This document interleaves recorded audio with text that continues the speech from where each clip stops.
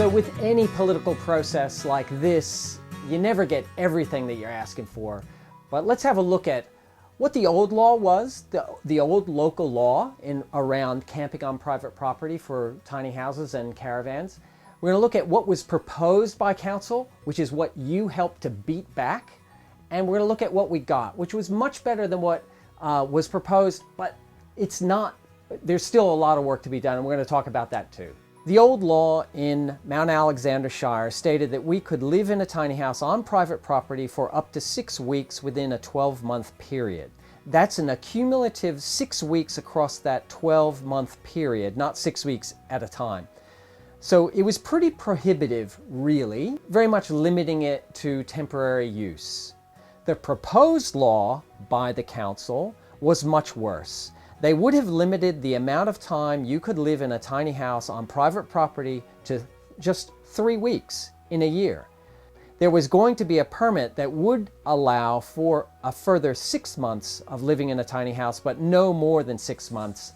And that permit was subject to meeting 11 new criteria that were vague, subjective, and I think probably impossible to meet. It sort of had all the earmarks of, we're going to make this so hard for you, don't even try. Then you made your submissions, your more than 200 submissions in support of living in a tiny house on private property, with pleas to make it legal, valid, and a valid form of accommodation on private property. What we do know is that the council did listen, and the new law now will allow you to live in a caravan or a tiny house on wheels for 6 weeks on private property without a permit, so long as there's another dwelling on the site. After that 6-week period, you can apply for a permit to stay for another 6 months. This 6-month permit is renewable for up to 2 years. So let's unpack the pros and cons of the new law. It's on the plus side. What we got was we retained the right to live in your caravan without a permit for the 6 weeks. That's what we started with, and we kept that. So without a permit, still 6 weeks.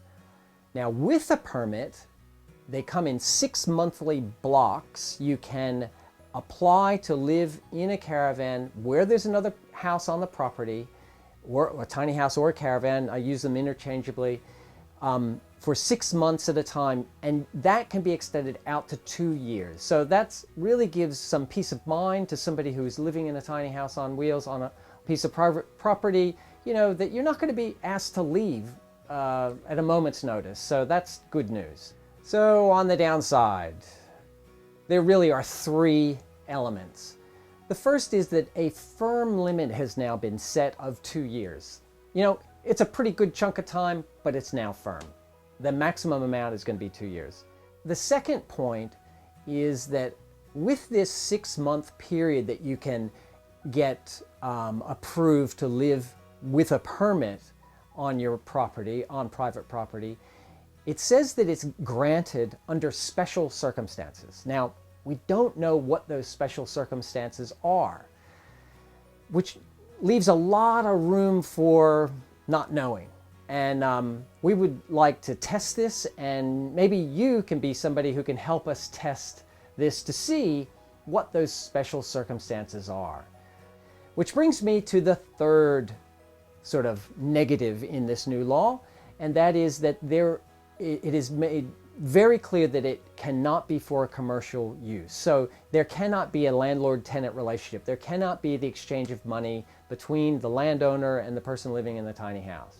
I guess there's another sub-note for me that is a bit of a negative, is that this expansion of a definition of a caravan to include things that don't have wheels is, I don't really understand it. I don't understand why they put it in, and I don't understand what they have in mind to hopefully prohibit.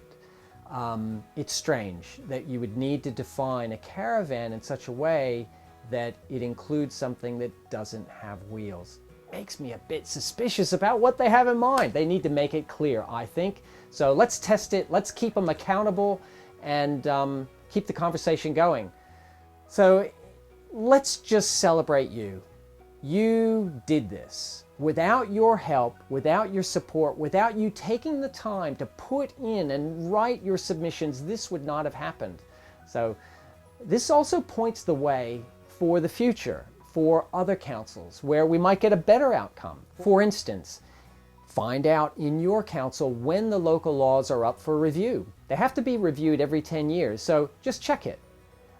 While you're at it, check and see what it says about caravan living, because that's the area where we want to have an expansion of time period and a level of permanence come into the local laws somewhere, so that you can live in a tiny house under the local law legally for an extended period of time.